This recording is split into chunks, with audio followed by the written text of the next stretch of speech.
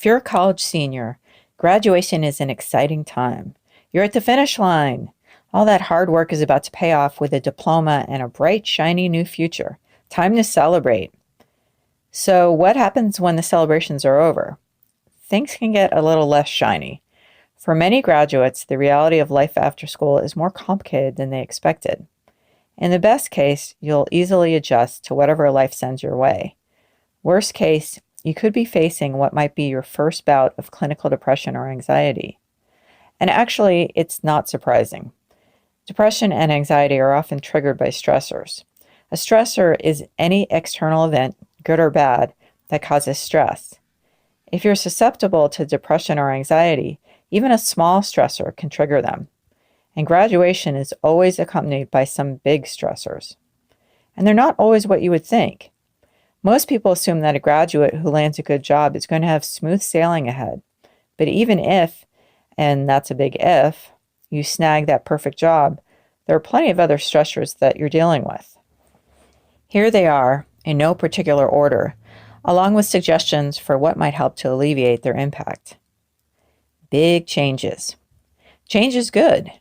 Without change, we'd still be single-celled organisms.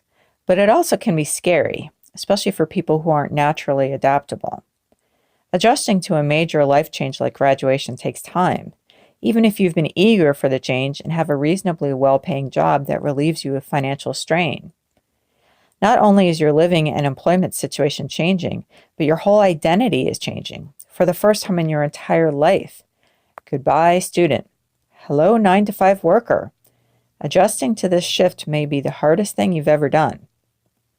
What will help? Keep in mind that one reason this particular change can be so hard is that you're losing a lot in a short period of time. You're losing your living situation in most cases, your friends, and the life that you're used to. It's normal and healthy to mourn it. Don't let the mourning go on too long, though. You don't want to live in the past. After a while, you should be focusing on your present. If you feel like you're really stuck emotionally, you might want to see a therapist to talk things through. Financial burdens.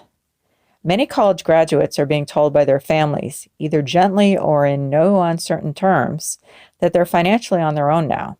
Time to leave the nest, you little birdie. So now you are responsible for room and board, health and auto insurance, and all the other expenses you never had to think about. And many students graduating from college have student loans. Often the first payment is due anywhere between 2 weeks to a month after graduation. This can be a big shock to someone who's just managed to come up with 3 months of rent for their new apartment and is already trying to figure out how to make $5 stretch for a week's worth of meals. For some college graduates, it's really starting to sink in that they are in debt for tens of thousands of dollars, which could stand in the way of a decent standard of living for a very long period of time. Some are even becoming suicidal because of this burden, and this issue is likely one of the reasons for the rise in reported anxiety disorders. What will help? Sometimes just making a budget and seeing what you can spend every month or year or whatever timeline you want to use can help you feel like you have more control over your debt. Also, start tracking your expenses, at least for a while, so you can get a clear picture of what you actually spend. You might be surprised. If you're employed full-time, consider getting a part-time job. This is the best time to do that, before you have a family, assuming you have a decent amount of free time. If you're really struggling financially, you might be able to lower your payments, which will help in the short term. Just be careful of student loan scams, and check out the links we've put below. Lack of routine. If you're job hunting for the first time in a long time, you don't have any structure imposed upon you. For the most part, there's nowhere that you have to be at a specific time. Having your days completely open may sound great, but the reality is that most people don't respond well in the long term to a complete lack of routine unless they're really good at setting up their own and sticking to it. What will help? First of all, create your own work schedule. Treat job hunting like a job. Work Monday through Friday with set hours. You won't be able to fill up all those hours, so either get a part-time job, an internship, or a volunteer opportunity. Try to find these in the field you're interested in, especially the last two. If you're working for free, it's easier to persuade people to, quote-unquote, hire you for an internship or volunteering than it is for a full-time job with pay and benefits. Every bit of relevant experience helps. Loss of support system. The end of school inevitably means an end to your current support system of friends and possibly also family if you're moving a distance away. It takes a while to build up a new support system, and it's almost never as easy as it was in college. If you're working, you're finding that work environments are just not as conducive to meeting people you can emotionally connect with or in providing somewhere to connect as college. So just when the support system is needed to deal with all this change and scary new responsibility, it's gone. For people who have some trouble making new connections and building a support network, this can be a lonely time. Depression will turn the loneliness into isolation. What will help? We all need human connection. You have to create a new support network. You need to put yourself out there in your free time. Explore your neighborhood and try to meet people in venues you're comfortable in. Follow your passion, no matter what it is. If you love to read, join the book club at the local library or bookstore. Love animals?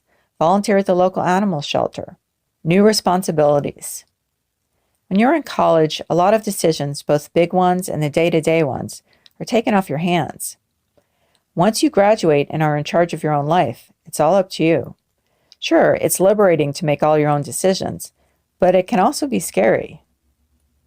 All of a sudden, you have to decide where to work, where to live, how you're going to get to work, what time to get up in the morning, etc. Everything from the little decisions to the big ones, and it's all on you. Again, liberating, but also enough to send some people into anxiety or depression, or both. What will help?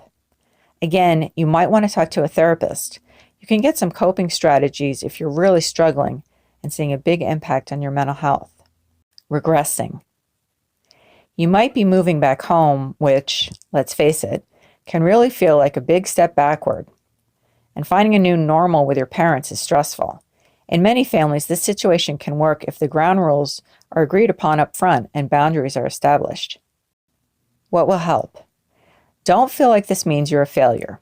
People in their 20s and 30s are moving back home in ever-increasing numbers. The high cost of living has a lot to do with it. In some cases, it's to save money for the down payment on a house or a financial cushion in case of emergencies, or to get ahead on student loans, and it makes solid financial sense. The best way to ease tension is to show that you're a responsible adult and not just looking for a free ride. This is the time to step up. You should be contributing to the household expenses in some way, if it's financially feasible, doing a large part of the housework, and, if you're job searching, making it clear that you're serious. Again, treat job searching like a 9-to-5 job and either get a part-time job or an internship or volunteering position. Finally, don't forget to prioritize self-care, nutritious meals, exercise, plenty of sleep, and de-stressing. It's totally normal to be blue for a few days after a major life change. But if the normal adjustment period after graduation finds you slipping into clinical depression or anxiety, you need to stop it in its tracks. Go to your family doctor or health clinic, get diagnosed, and get treatment. We hope that this video has been helpful. We've put a lot of links below so you can explore further on some of the solutions we've talked about.